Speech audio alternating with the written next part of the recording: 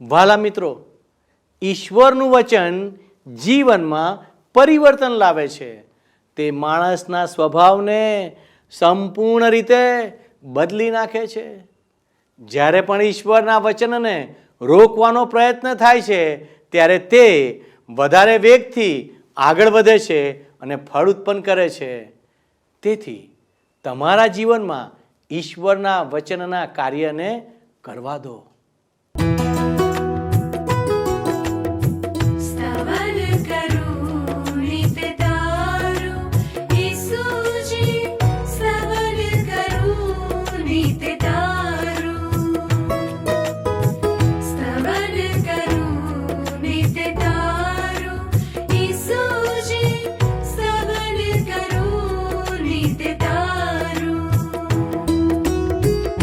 आज सवारे साद सुनी तऊ महिमा करूं प्रभु तारो, महिमा करूं प्रभु तारो, स्तवन करूं नित तारो.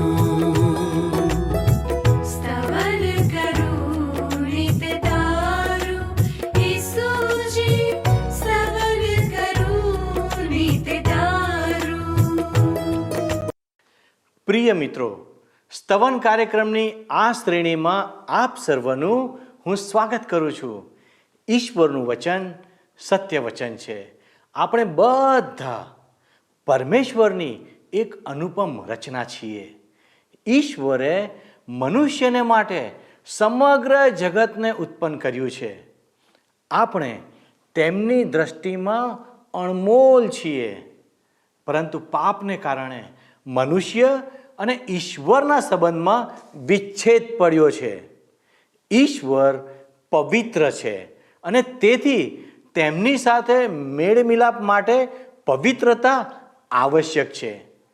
આપણે આપણી પાપી અવસ્થામાં ઈશ્વરની સાથે સંબંધ બાંધી શકતા નથી. પાપ અને પવિત્રતા સાથે રહી શકતા નથી. આપણે પાપી છીએ, એટલે કે આપણામાં સત્ય નથી.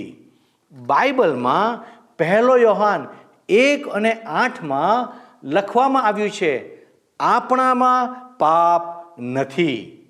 જો એમ આપણે કહીએ તો આપણે પોતાને ઠગીએ છીએ અને આપણામાં સત્ય નથી.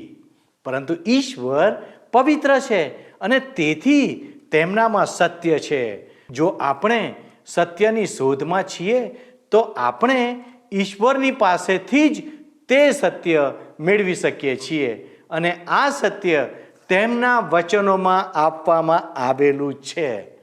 બાઇબલમાં ગીતશાસ્ત્ર 119 અને 11 ગીતના લેખકે કેવી રીતે પાપથી બચી શકાય તેના વિશે લખેલું છે. તેઓ જણાવે છે, હું તમારી વિરુદ્ધ પાપ ન કરું માટે મેં તમારું વચન મારા હૃદયમાં રાખી મૂક્યું છે. આપણે જેટલો વધારે ઈશ્વરના વચનોનો અભ્યાસ કરીશું તેટલા જ પ્રમાણમાં આપણે તેમના વચનો દ્વારા પાપથી દૂર રહી શકીશું અને અસત્યમાંથી સત્ય તરફ આગળ વધતા રહીશું. પાપ આપણને કષ્ટ કે દુઃખની તરફ ધકેલી દે છે અને સત્ય આપણને આંતરિક આનંદથી પરિપૂર્ણ કરે છે. તેથી આપણે સ્તવન કાર્યક્રમમાં ઈશ્વરના નિયમો અને વિધિઓને શીખી રહ્યા છીએ, જેથી આ જીવનનો ઉપયોગ સાચી રીતે કરી શકીએ. તો વહાલા દર્શક મિત્રો, ચાલો આજના અભ્યાસમાં આગળ વધતા પ્રથમની મંડળીના ઇતિહાસ દ્વારા ઈશ્વરના વચનની સત્યતાને જાણીએ. આજે મિત્ર આપણે પ્રેષિતોના કાર્યના 8મા અધ્યાયની 1-26 કલમો જોવા માંગીએ છીએ. મારી તમને નમ્ર વિનંતી છે કે જો તમારી પાસે પ્રેમ સંદેશ નામનું પુસ્તક હોય તો કૃપા કરીને તમારી સમક્ષ 356 નંબરના પૃષ્ઠ ઉપર પ્રેમ સંદેશ નામનું તમારું પુસ્તક ખુલ્લું રાખજો. ત્યાં તમે જોશો તો પ્રેષિતોના કાર્યનો 8મો અધ્યાય શરૂ થાય છે. બરાબર. હવે જો તમે આ પ્રેમ સંદેશ નામનું પુસ્તક તમારી સમક્ષ ખોલ્યું હોય તો કૃપા કરીને મારી સાથે સાથે મંડળીની સતાવણી એ શીર્ષક નીચે પ્રેષિતોના કાર્યના 8મા અધ્યાયની પહેલી કલમ જુઓ. અહીં લખવામાં આવ્યું છે, એ જ દિવસથી યરૂશાલેમમાંની મંડળીની આકરી સતાવણી શરૂ થઈ ગઈ. પ્રેષિતો સિવાય બધા વિશ્વાસીઓ યહૂદિયા અને સમરૂનના પ્રાંતોમાં વેર વિખેર થઈ ગયા. સ્ટેફનના ખૂનમાં શાઉલે અગ્રભાગ ભજવ્યો હતો. મિત્ર, તમને યાદ હશે, આપણે પ્રેષિતોના કાર્યના પુસ્તકનો અભ્યાસ કરતા કરતા જે 7મો અધ્યાય જોયો હતો ગત સ્તવન કાર્યક્રમમાં, એમાં આપણે એ બાબત જોઈ ગયા છીએ. ખૂન કરતી વખતે આ શાઉલ આનંદની ચિચિયારીઓ પાડનારા લોક સમૂહમાં હતો. એ યુવાન તાર્સસનો શાઉલ સ્ટેફનના ચહેરાને જોઈને આશ્ચર્યચકિત થઈ ગયો.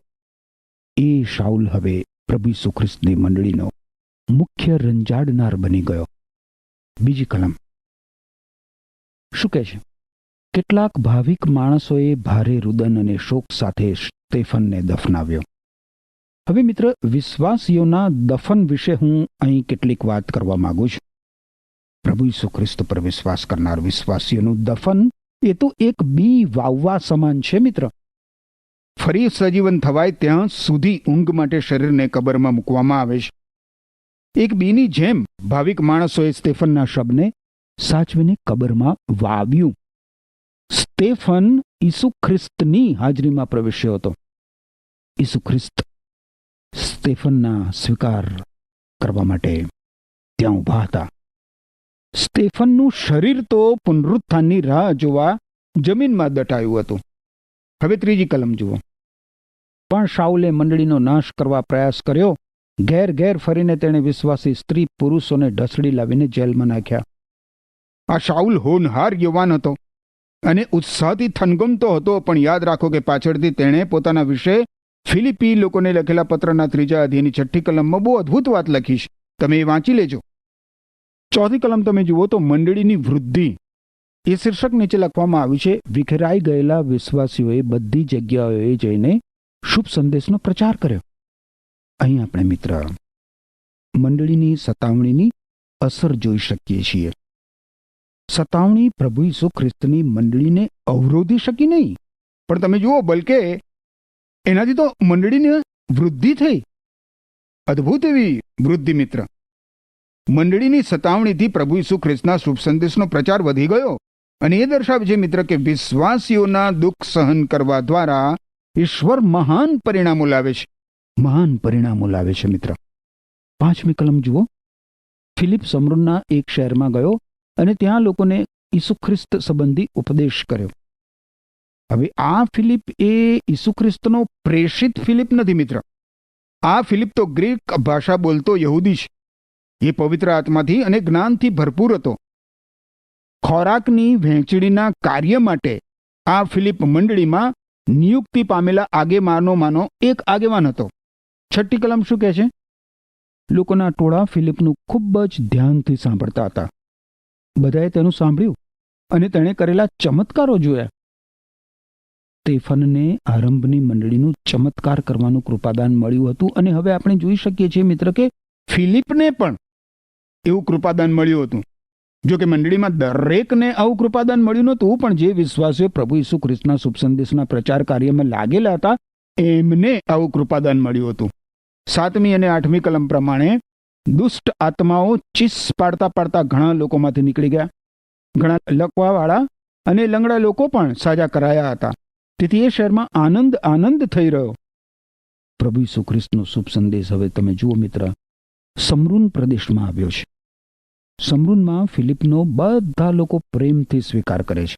અને તમે જુઓ મિત્ર, બીજા બધા કરતા ત્યાં સમરૂનમાં આનંદ છવાઈ જાય છે. હવે પ્રભુ ઈસુ ખ્રિસ્તની મંડળી ઝડપભેર વિકસી રહી છે અને મંડળીમાં અવિશ્વાસીઓ પણ જોડાઈ જાય છે. જો કે એ લોકો અવિશ્વાસીઓ છે એમ છતાં એ લોકો પોતાને વિશ્વાસીઓ કહેવડાવે છે. હવે આપણને એક એવી વ્યક્તિ મિત્ર જોવા મળશે. એ વ્યક્તિ છે જાદુગર સિમોન. સિમોન નામનો જાદુગર. 9મી કલમ જુઓ. એ શહેરમાં સિમોન નામે એક માણસ રહેતો હતો. તેણે કેટલાક સમયથી તેની જાદુ વિદ્યાથી સમરૂનીઓને છક કરી દીધા હતા. એ પોતે કોઈ મહાન વ્યક્તિ હોવાનો દાવો કરતો હતો. સિમોન એક મહાન વ્યક્તિ હોવાનો દાવો કરતો હતો. જોયું તમે? આજે પણ મિત્ર આપણને આવા માણસો મળી આવે છે. 10મી અને 11મી કલમમાં લખ્યું છે, અને બધા લોકો તેનું સાંભળતા. તેઓ કહેતા, મહાન શક્તિ તરીકે ઓળખાતો દેવ સિમોન રૂપે અવતર્યો છે. તેણે પોતાની જાદુ વિદ્યાથી લાંબા સમયથી લોકોને છક કરી દીધા હોવાથી તેઓ ધ્યાનપૂર્વક તેનું સાંભળતા. લોકો એવું માનતા થયા હતા કે જાદુગર સિમોન એક દેવ સમાન છે. સમરૂનના આ લોકોની જેમ જ આજે માનવ સમાજમાં ઘણા બધા લોકો કોઈ વ્યક્તિ માટે આવું જ મંતવ્ય ધરાવતા હોય છે મિત્ર. કોઈ માણસથી મિત્ર કે તેની શક્તિથી એટલા પ્રભાવિત તમે થશો નહીં કે તમે તેને જ ઈશ્વર માનવા લાગો અને તેની પૂજા અર્ચના શરૂ કરી દો. જો કોઈ તમને બાઇબલમાંના ઈશ્વરના વચનો આપતું હોય તો એ માણસ તરફ ના જોતા તમે, પણ ઈશ્વરના વચનો તરફ જોજો અને ચકાસી જોજો કે એ માણસ ઈશ્વરના વચનો પ્રમાણે જ બોલે છે કે નહીં. ઈશ્વર તરફ જુઓ, ઈશ્વર તરફ ફરો. માણસ તરફ જોવાથી પ્રભુ ઈસુ ખ્રિસ્ત પરથી આપણી દ્રષ્ટિ ખસી જાય છે મિત્ર, ખસી જાય છે. સમરૂનમાં એવું જ બન્યું હતું.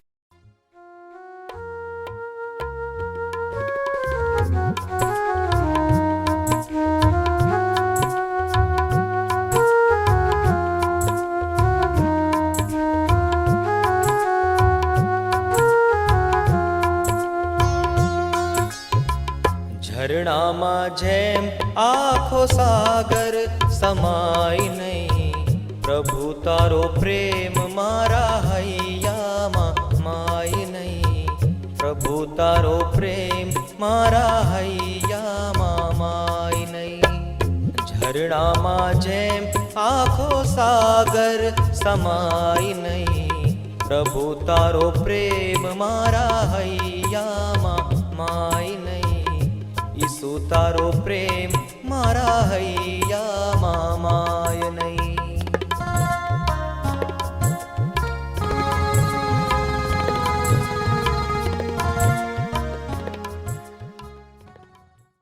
ખેર 12મી કલમ જોઈશું આગળ. પણ ફિલિપ તરફથી ઈશ્વરના રાજના શુભ સંદેશને સાંભળીને સ્ત્રી પુરુષોએ ઈસુ ખ્રિસ્તના નામ પર વિશ્વાસ કર્યો અને બાપ્તિસ્મા પામ્યા. ફિલિપે સમરૂનમાં પ્રભુ ઈસુ ખ્રિસ્તના શુભ સંદેશનો પ્રચાર કર્યો અને ઘણા બધા સ્ત્રી પુરુષોએ ઈસુ ખ્રિસ્ત પર વિશ્વાસ કર્યો. હવે આ જાદુગર સિમોન ફિલિપના સંપર્કમાં આવ્યો અને એણે ફિલિપની સેવા દ્વારા પ્રભુ ઈસુ ખ્રિસ્ત પર વિશ્વાસ કરવાનો દાવો કર્યો. હું માનું છું મિત્ર કે પ્રભુ ઈસુ ખ્રિસ્તની મંડળીમાં આ જાદુગર સિમોન સૌ પ્રથમ ધાર્મિક કૌભાંડ કરનાર વ્યક્તિ છે. ફિલિપની સેવા તળે સમરૂનમાં જે ધર્મ જાગૃતિ ફાટી નીકળી એમાં સિમોને પ્રભુ ઈસુ ખ્રિસ્ત પર વિશ્વાસ કરવાનો ડોંગ કર્યો. 13મી કલમ કહે છે, સિમોને પણ વિશ્વાસ કર્યો અને ફિલિપની સાથે રહ્યો. જે મહાન અદ્ભુત કાર્યો અને ચમત્કારો કરવામાં આવતા હતા તે જોઈને તે આશ્ચર્યચકિત થઈ ગયો. સિમોન વિશ્વાસ કરે છે, એને બાપ્તિસ્મા આપવામાં આવે છે અને તે ફિલિપનો મિત્ર બની જાય છે. આપણને જરૂર એવું લાગે મિત્ર કે ખરેખર સિમોન ઈશ્વરનું બાળક બની ગયો, પણ વાસ્તવિકતામાં એના હૃદયનું, એના જીવનનું પરિવર્તન થયું નહોતું. સિમોન ઈશ્વરનું બાળક બન્યો નથી. આગળ હવે તમે જુઓ 14 થી 16 કલમો તો લખ્યું છે, સમરૂનના લોકોએ ઈશ્વરનું વચન સ્વીકાર્યું છે એ વિશે યરૂશાલેમમાં પ્રેષિતોએ સાંભળ્યું. તેથી તેઓએ તેમની પાસે પીતર અને યોહાનને મોકલ્યા. તેઓએ આવીને વિશ્વાસીઓને પવિત્ર આત્મા મળે તે માટે પ્રાર્થના કરી. અને શું બને છે? કારણ હજી સુધી તેઓમાંના કોઈને પવિત્ર આત્મા મળ્યો ન હતો, માત્ર ઈસુના નામમાં તેઓનું બાપ્તિસ્મા થયું હતું. હવે જ્યારે મિત્ર પ્રેષિતોએ સાંભળ્યું કે સમરૂનમાં ઘણા બધા લોકોએ ઈશ્વરનું વચન સ્વીકાર્યું છે, ત્યારે એમણે પીતર અને યોહાનને તેની ચકાસણી કરવા માટે સમરૂન પ્રદેશમાં મોકલ્યા. પીતર અને યોહાને એવા ઘણા માણસો જોવા મળ્યા એ લોકોને કે જેઓ વિશ્વાસી હોવાનો દાવો કરતા હતા, પણ એમનો નવો જન્મ થયો નહોતો. પવિત્ર આત્મા દ્વારા બાપ્તિસ્મા પામીને એ લોકો પ્રભુ ઈસુ ખ્રિસ્તના શરીરના, પ્રભુ ઈસુ ખ્રિસ્તની મંડળીના ભાગીદારો બન્યા નહોતા. એમનામાં પવિત્ર આત્મા વસવા આવ્યો નહોતો. એ લોકો પોતાના દુષ્કર્મોના બંધનોમાંથી, પોતાના પાપોની શિક્ષામાંથી મુક્તિ પામ્યા નહોતા. એ લોકો તો માત્ર બાહ્ય વિધિમાંથી જ પસાર થયા હતા. એટલે મારા મિત્ર, માત્ર જળ સંસ્કાર, બાપ્તિસ્મા લેવાથી કે એવી કોઈ બીજી વિધિઓમાંથી વિધિવત પસાર થઈ જવાથી ઈસુ ખ્રિસ્તના અનુયાયી બની જવાતું નથી. આવા કારણોસર જ સિમોન નામનો પેલો જાદુગર ધાર્મિક કૌભાંડ કરી શક્યો.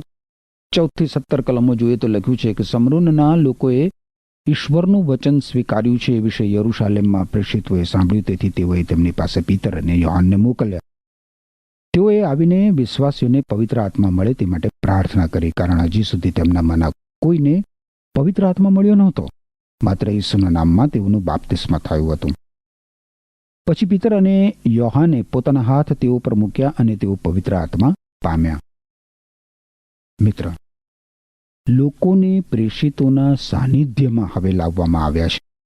હવે એ લોકો પ્રભુ ઈસુ ખ્રિસ્તનો શુભ સંદેશ માને છે અને પ્રભુ ઈસુ ખ્રિસ્તમાં વિશ્વાસ કરે છે. અને એટલે હવે પવિત્ર આત્મા, ઈશ્વરનો આત્મા એમનામાં પ્રવેશ કરે છે. 18મી અને 19મી કલમમાં લખ્યું છે કે પ્રેષિતોના હાથ મૂકવાથી પવિત્ર આત્મા પ્રાપ્ત થાય છે. એ સિમોને જોયું. તે પીતર તથા યોહાનને પૈસા આપવા તૈયાર થઈ ગયો અને કહ્યું, મને પણ એ શક્તિ આપો જેથી હું જેના પર હાથ મૂકું તેને પવિત્ર આત્મા પ્રાપ્ત થાય. જોયું તમે મિત્ર? સિમોન ઈશ્વરના કૃપાદાનને પૈસાથી ખરીદવા માંગતો હતો, કારણ કે આ સિમોન એક ધાર્મિક કૌભાંડ કરતા હતો. સિમોન ઈશ્વરના આ કૃપાદાન વડે નફો રડી લેવા માંગતો હતો. આજે 19મી કલમમાં દર્શાવેલા કૃપાદાન પોતાની પાસે હોવાનો દાવો કરતા કેટલા બધા લોકો હોય છે. સમાજમાં આજે ધાર્મિક કૌભાંડ કરનારા લોકો છે મિત્ર. હવે આપણે અગાઉ જોયું હતું એ પ્રમાણે ઈસુ ખ્રિસ્તની મંડળીને બાહ્ય પરિબળોથી, બહારથી થતી સતાવણી વડે કશું નુકસાન થયું નહીં. સતાવણી થવાથી તો વિશ્વાસીઓ વેર વિખેર થઈ ગયા અને પ્રભુ ઈસુ ખ્રિસ્તનો શુભ સંદેશ વધારે પ્રચાર પામ્યો. ઈસુ ખ્રિસ્તની મંડળીને તો મિત્ર અંદરના પરિબળોથી નુકસાન થયું.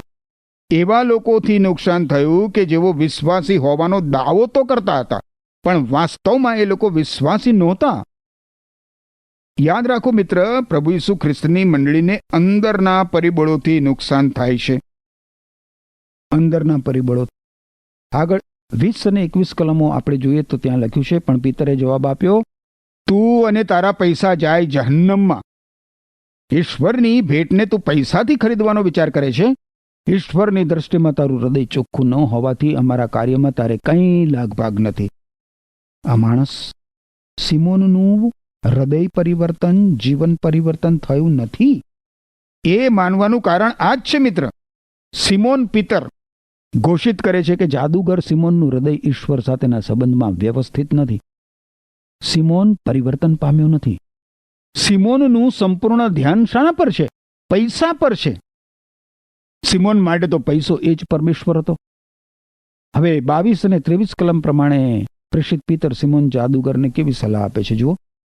તેથી તારો આ દુષ્ટ વિચાર ત્યજી દે, કે છે તેથી તારો આ દુષ્ટ વિચાર ત્યજી દે અને પ્રાર્થના કર કે આવો વિચાર કરવા બદલ પ્રભુ તને ક્ષમા આપે, કારણ હું જોઉં છું કે તું અદેખાઈથી ભરેલો અને પાપનો કેદી છે. જાદુગર સિમોનને પ્રેષિત પીતર કેટલી કડક ભાષામાં ઠપકો આપે છે અને એના પાપ માટે પશ્ચાતાપ કરીને એ પાપ ત્યજી દેવાની સૂચના આપે છે. તું પાપનો કેદી છે. પ્રાર્થના કર કે તારું પાપ પ્રભુ ઈસુ ખ્રિસ્ત માફ કરે. ઈશ્વરનું સામર્થ્ય પૈસાથી ખરીદી ના શકાય મિત્ર. પ્રેષિત પીતરે સિમોનને કહ્યું એ રીતે જ ઈશ્વરનું સામર્થ્ય મળી શકે. પાપથી પાછા ફરવું, પાપ માટે પ્રભુ ઈસુ ખ્રિસ્ત સમક્ષ પસ્તાવા સહિત માફી માંગી પાપ છોડી દેવું. ઈશ્વરનું સામર્થ્ય પ્રાપ્ત કરવાનો એ જ એકમાત્ર માર્ગ છે મિત્ર. ઈશ્વર પાસે પાપોની માફી માગવી અને ઈશ્વર પવિત્ર આત્માથી ભરપૂર થવું. પાપોના પશ્ચાતાપ અને પ્રભુ ઈસુ ખ્રિસ્ત મારા મુક્તિદાતા છે એવા વિશ્વાસ દ્વારા જ મિત્ર આ શક્ય બને છે. હવે જુઓ પેલો સિમોન જાદુગર શું કરે છે. જુઓ 24મી કલમ. સિમોન જાદુગરે પિતર તથા યોહાનને કહ્યું, મારા માટે પ્રાર્થના કરો કે તમે કહેલું કંઈ અનિષ્ટ મારા પર આવી પડે નહીં. તમે જુઓ મિત્ર, આ જાદુગર સિમોન મુક્તિ પામવાની, ઉદ્ધાર પામવાની ઈચ્છા વ્યક્ત નથી કરતો. સિમોન પોતાને પોતાના પાપોમાંથી મુક્તિ મળે, પોતાના દુષ્કર્મોના બંધનોમાંથી પોતાનો ઉદ્ધાર થાય એવી પ્રાર્થનાની માગણી નથી કરતો. પણ કેવી માગણી કરે છે? તો માત્ર એટલી જ માગણી કરે છે કે પિતરે ઉચ્ચારેલું કોઈ પણ અનિષ્ટ એના પર આવી પડે નહીં. આપણે જાણતા નથી મિત્ર કે આ સિમોન ક્યારેય પ્રભુ ઈસુ ખ્રિસ્તના શરણે આવ્યો હોય, ક્યારેય એણે પોતાનું જીવન પ્રભુ ઈસુ ખ્રિસ્તને અર્પણ કર્યું હોય, આપણને એની ખબર નથી. 25મી કલમ આગળ જોશું. પોતાની સાક્ષી આપ્યા પછી અને પ્રભુનો સંદેશ સંભળાવ્યા પછી પીતર અને યોહાન યરૂશાલેમ પાછા આવ્યા. રસ્તે જતા જતા તેમણે સમરૂનના ઘણા ગામડાઓમાં શુભ સંદેશનો પ્રચાર કર્યો. આપણે જોઈએ છીએ મિત્ર, તો પ્રભુ ઈસુ ખ્રિસ્તનો શુભ સંદેશ દુનિયાના છેડા સુધી પ્રસરવાનો આરંભ થઈ ચૂક્યો છે. યરૂશાલેમથી એની શરૂઆત થઈ. ઈસુ ખ્રિસ્તના પ્રેષિતો ત્યાં હતા અને ઈસુ ખ્રિસ્તની મંડળી પણ ત્યાં સ્થપાઈ ગઈ હતી. થોડા સમય બાદ શુભ સંદેશના પ્રચારનું કેન્દ્ર અંત્યોખ બની જશે અને એ પછી એ કેન્દ્ર એફેસસ ખસેડાશે. ત્યારબાદ ત્યાંથી તે એલેક્ઝાન્ડ્રિયામાં પહોંચશે અને ત્યાંથી રોમમાં. ઈસુ ખ્રિસ્તનો શુભ સંદેશ તો મિત્ર આખી દુનિયામાં પહોંચી ગયો છે. હવે 26મી કલમ જોશો. 26મી કલમ શું કહે છે? ફિલિપ અને ઇથોપિયાનો અધિકારી. પ્રભુના દૂતે ફિલિપને કહ્યું, ઉઠ, તૈયાર થઈને દક્ષિણ દિશામાં યરૂશાલેમથી ગાઝા જવાના રસ્તા પર જા. આ રસ્તો રણમાં થઈને જાય છે. સમરૂન પ્રદેશ યરૂશાલેમની ઉત્તરે આવેલો છે મિત્ર. હવે ફિલિપ સમરૂનમાં છે અને હવે એને દક્ષિણમાં જવાનો આદેશ આપવામાં આવે છે. ફિલિપને જે માર્ગે જવાની સૂચના આપવામાં આવે છે એ ઇજિપ્ત અને ઇથોપિયા જવાનો વેપારી માર્ગ હતો મિત્ર. અત્યાર સુધી આપણે જોયું તો સમરૂનમાં ફિલિપ ઘણા બધા લોકોને પ્રભુ ઈસુ ખ્રિસ્તનો શુભ સંદેશ આપી રહ્યો હતો. હવે એને રણમાં મોકલવામાં આવે છે. જે સ્થળમાં પવિત્ર આત્માની ભારે ચળવળ ચાલી રહી હતી એ સ્થળ છોડીને હવે ફિલિપે જ્યાં કોઈ માણસ ના હોય એવા રણમાં જવાનું હતું. ગમે તેમ પણ ફિલિપ ત્યાં પહોંચે છે અને ત્યારે એને ખબર પડે છે કે રણના એ માર્ગ પર એક વ્યક્તિ છે અને એની સાથે ફિલિપ વાત કરે છે. એવું ઈશ્વર ઈચ્છે છે એની ફિલિપને ખબર પડે છે. ફિલિપ ઈશ્વરના આદેશ પ્રમાણે ગાઝા જવાના એ રણમાર્ગ ઉપર ગયો એટલે મિત્ર પ્રભુ ઈસુ ખ્રિસ્તના શુભ સંદેશ માટે ઇથોપિયા દેશ ખુલી શક્યો.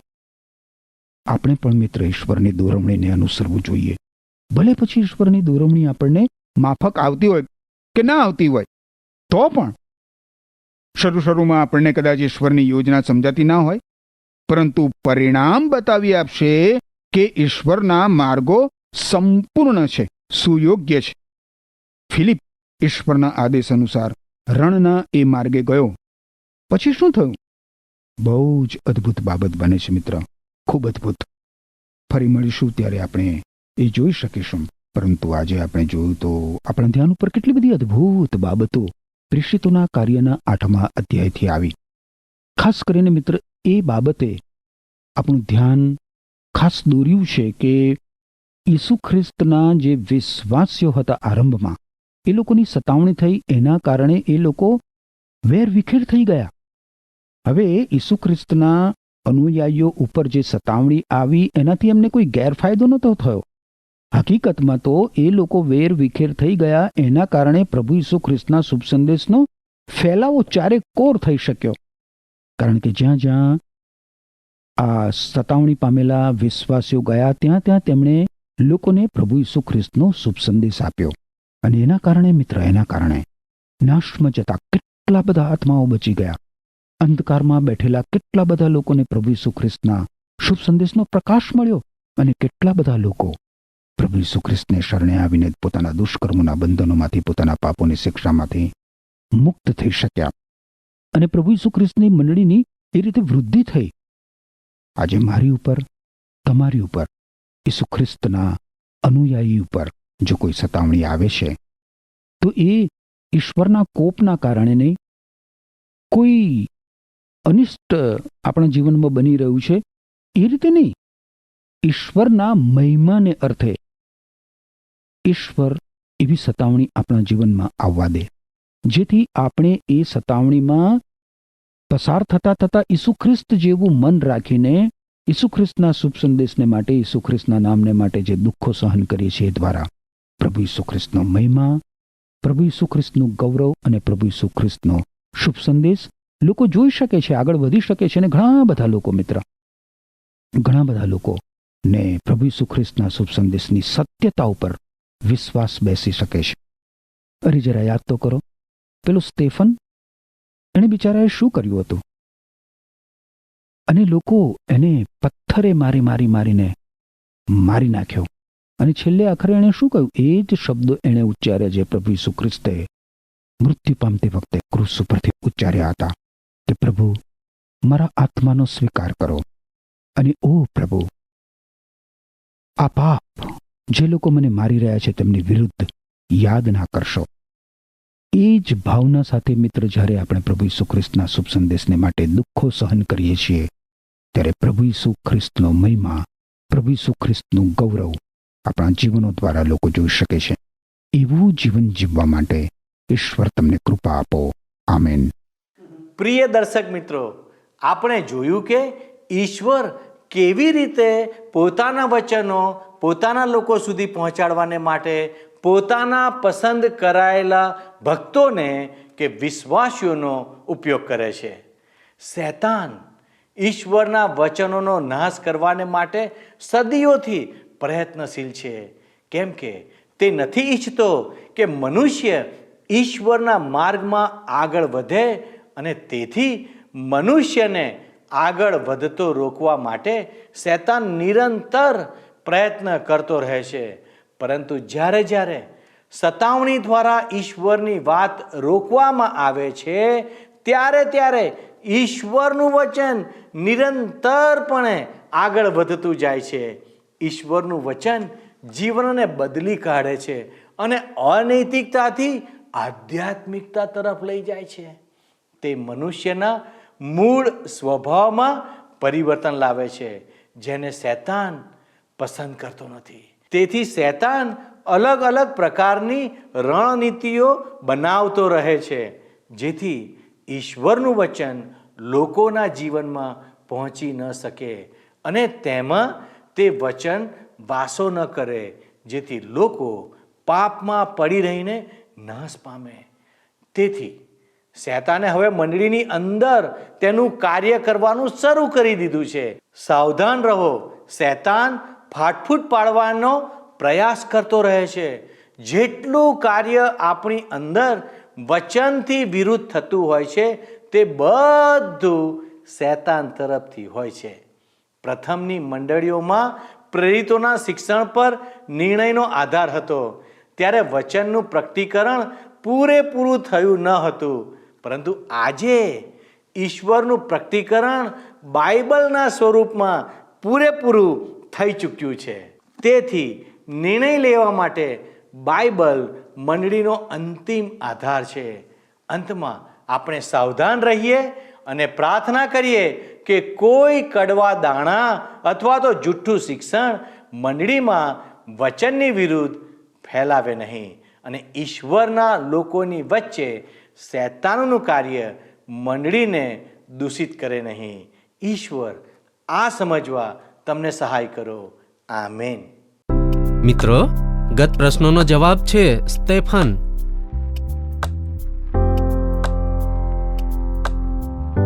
આજનો પ્રશ્ન છે, સ્ટેફનનો જબ્બો કોને સોંપ્યો?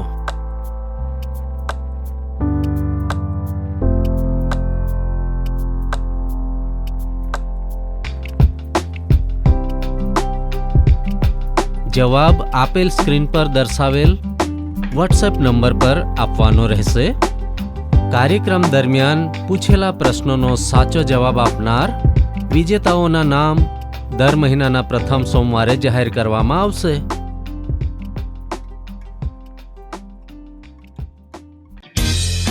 શું તમને આ કાર્યક્રમ ગમ્યો? અત્યારે જ અમને મિસ કોલ કરો.